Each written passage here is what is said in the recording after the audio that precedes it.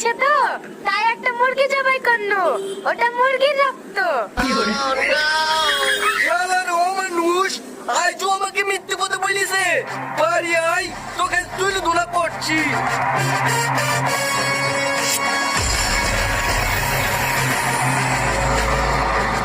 ইয়া ভইয়া কাটি বইছা তুলাইয়া মাথা গো বান্ধবী ললিতা, তোর কোন কোন জায়গায় ব্যথা গো বান্ধবী ললিতা।